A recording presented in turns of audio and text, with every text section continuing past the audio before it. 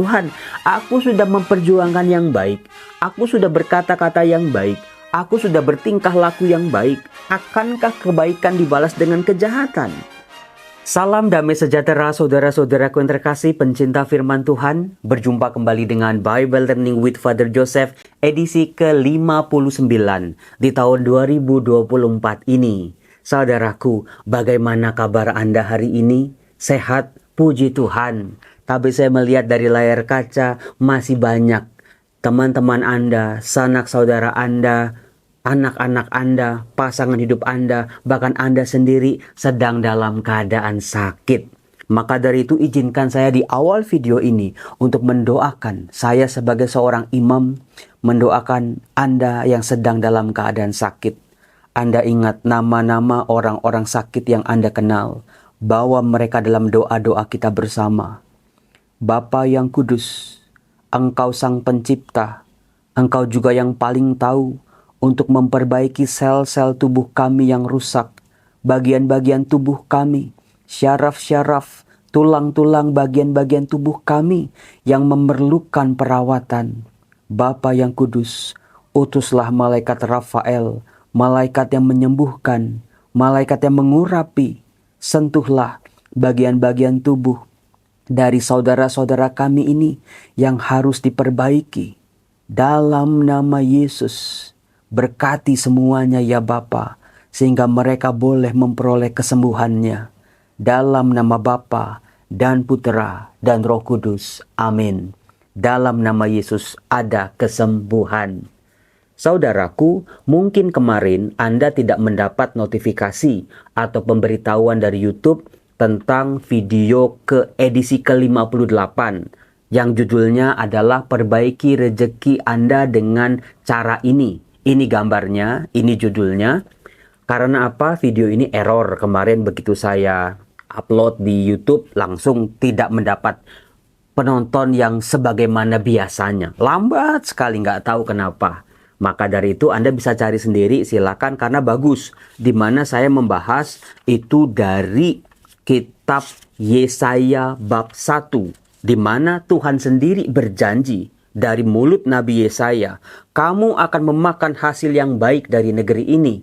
Artinya, itulah rezeki-rezeki kita dipulihkan. Semua yang kita usahakan akan berhasil.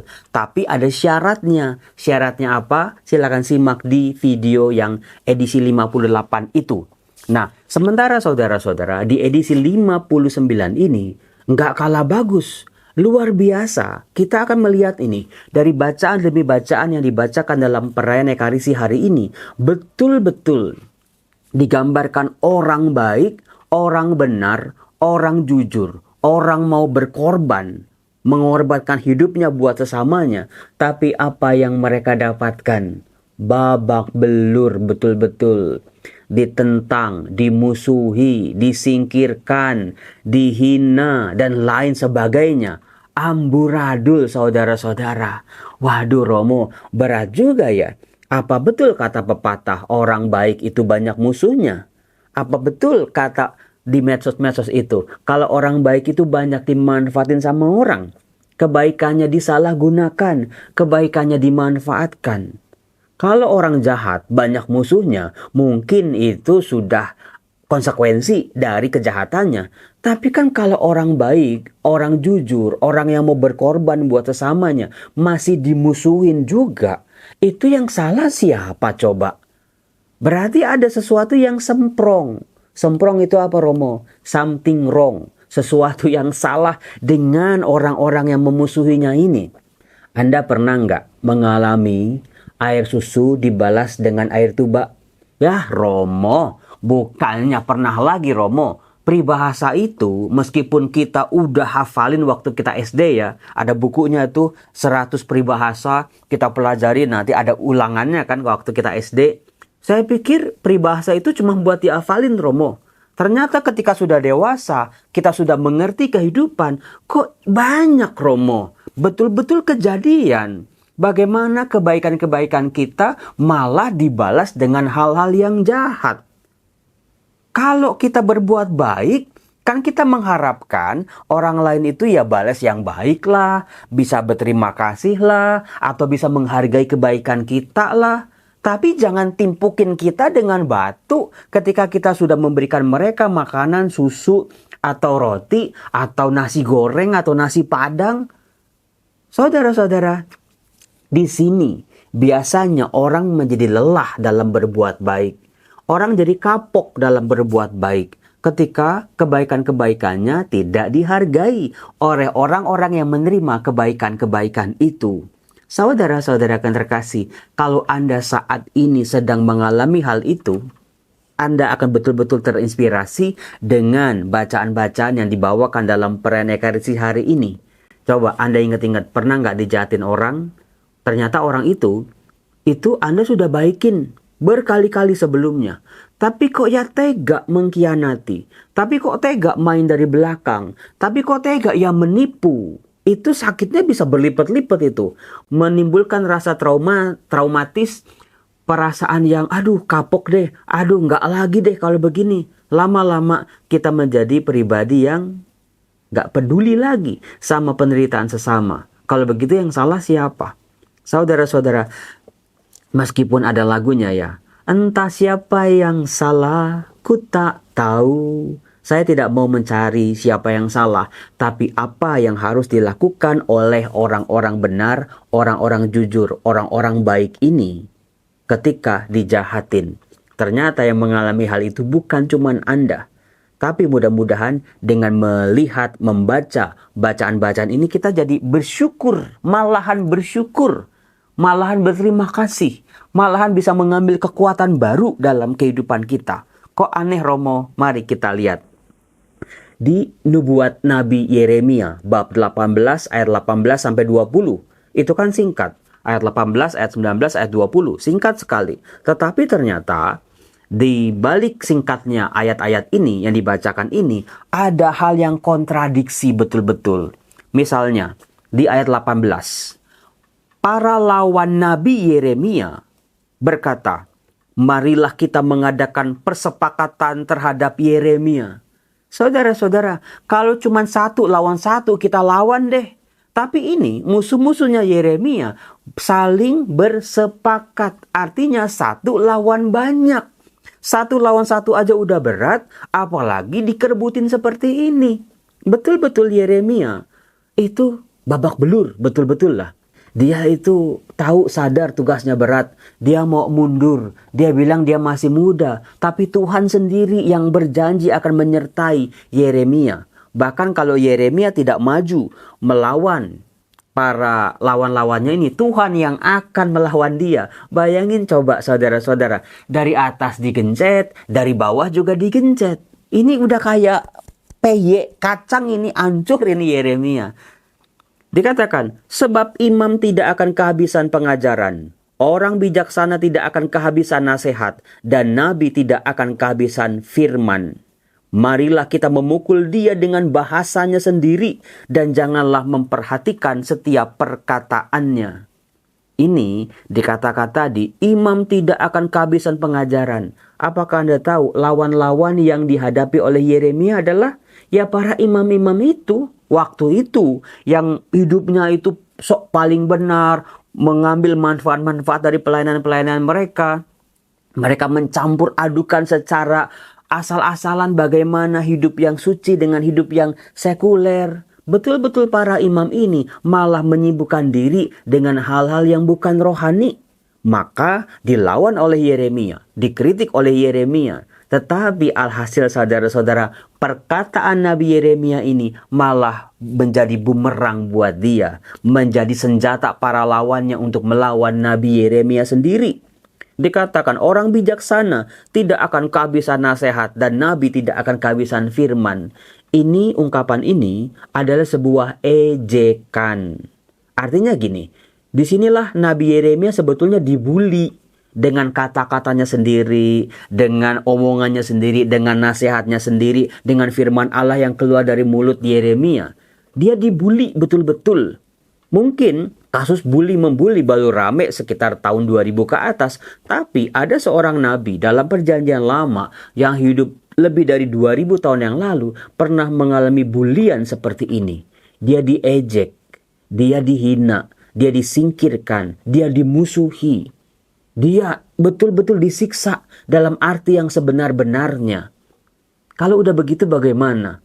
Apakah lantas kabur aja, lantas diam aja, lantas mak sebodoh aja? Ini dia. Mari kita lihat reaksi dari Nabi Yeremia.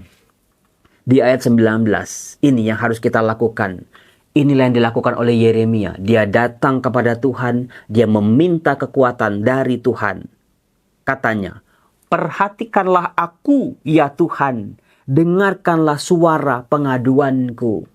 Saudara-saudara, sebagian dari Anda ketika dijahatin tidak membalas dengan kejahatan, sudah benar. Ketika difitnah, larinya kepada Tuhan, sudah benar. Jadi sebuah penghiburan buat kita. Ternyata apa yang kita lakukan selama ini sudah on the track. Sudah benar Romo. Ketika saya tidak membalas kejahatan dengan kejahatan. Meskipun penghinaan datang bertubi-tubi. Meskipun saya mengalami kerugian yang begitu banyak dan besar.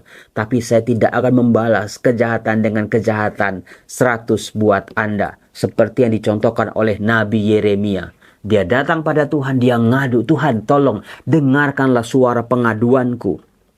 Dikatakan, akan dibalaskah kebaikan dengan kejahatan?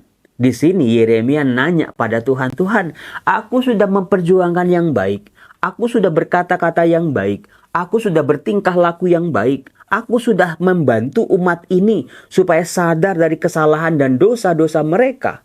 Akankah kebaikan dibalas dengan kejahatan? Akankah air susu dibalas dengan air tuba? Mereka telah menggali lubang untuk aku. Ingatlah bahwa aku telah berdiri di hadapanmu dan telah berbicara membela mereka supaya amarahmu disurutkan dari mereka. Saudara-saudara, ternyata kan ini Yeremia berbicara memperingati umat Israel ini supaya mereka tidak dihukum oleh Allah, supaya mereka bertobat, supaya hidup mereka diluruskan. Tapi apa yang terjadi? Justru mereka-mereka inilah yang mendatangkan penderitaan bagi Yeremia. Ternyata penderitaan yang paling memilukan adalah mereka menggali lubang terhadap aku. Betul-betul jebakan demi jebakan. Kata-kata Yeremia menjadi senjata untuk menyerang balik dia. Orang jahat sama dia, namanya juga jebakan ya. Misalnya lubang digali di atas tanah lalu ditutupin, nanti Yeremia jalan terus kejeblos gitu. Gak kelihatan. Musuh yang paling mengerikan adalah musuh yang ada di sekitar kita. Yang kalau ketemu sama kita, halo selamat siang apa kabar, aduh aku kangen banget sama kamu. Di belakang kita ngomongin kita panjang lebar. Ketika di depan kita, waduh kamu tuh keren banget, kamu tuh hebat, kamu tuh luar biasa. Di belakang kita, hatinya penuh dengan iri hati dan dengki. Itu musuh yang paling mengerikan. Siapa lagi kalau bukan orang-orang terdekat kita, sahabat, kakak adik. Orang-orang yang ternyata dipenuhi dengan iri hati dan dendam. Padahal kita nggak pernah pamer. Padahal kita juga nggak pernah nunjukin kemampuan, kelebihan, apa yang kita punya kepada mereka. Tapi mereka iri hati, dengki, karena nggak bisa sama seperti kita. Maka mereka menusuk kita dari belakang. Itu musuh yang tidak kelihatan. Karena apa? Di depan kita baik-baik. Di depan kita bestie, sahabat yang kental. Ngomongin kita, muji-muji kita. Tetapi di belakang kita, nama baik kita diomongin, saudara-saudara, yang jelek-jelek. Borok-borok kita, rahasia-rahasia kita dibongkar sama dia. Padahal kita tuh curhatnya sama dia. Dia yang paling berkoar-koar di belakang sana. Dan lagi, yang musuh kedua yang paling mengerikan adalah ketika orang yang gak suka sama kita menghasut orang-orang lain untuk gak suka sama kita. Jadi bahasa Jermannya itu cari bolo. Dia cari temen untuk sama-sama gak suka sama kita. Itu yang mengerikan itu saudara-saudara. Mungkin kita juga gak sempurna. Kita pernah nyakitin dia, sadar ataupun gak sadar, dengan kata-kata, tindakan, sikap. Dengan apa yang kita capai selama ini, kita nyakitin dia. Tapi dia nyerangnya adalah cari teman-teman yang lain. Gosipin kita kemana-mana. Dan parahnya adalah kebohongan dari fitnah hoax ini dipercaya mentah-mentah oleh orang-orang yang mendengar yang sebetulnya nggak kenal-kenal banget sama kita. Itu yang mengerikan. Nah, dikatakan saudara-saudara yang terkasih, Yeremia tidak pernah kehilangan rasa percayanya pada Tuhan. Betul-betul. Hal yang sama juga terungkap dalam Mazmur bab 31, di mana seorang pemazmur juga minta permohonan pada Tuhan. Selamatkanlah aku ya Tuhan oleh kasih setiamu. Kalau seorang berdoa sampai seperti ini, berarti dia sedang dalam keadaan tidak baik-baik saja, bukan? Bagaimana situasinya? Mari. Dikatakan, engkau akan mengeluarkan aku dari jaring yang dipasang orang terhadap aku. Oh, persis banget seperti yang dialami oleh Yeremia. Orang-orang memasang jebakan kepada aku. Kemudian, sebab engkaulah tempat perlindunganku.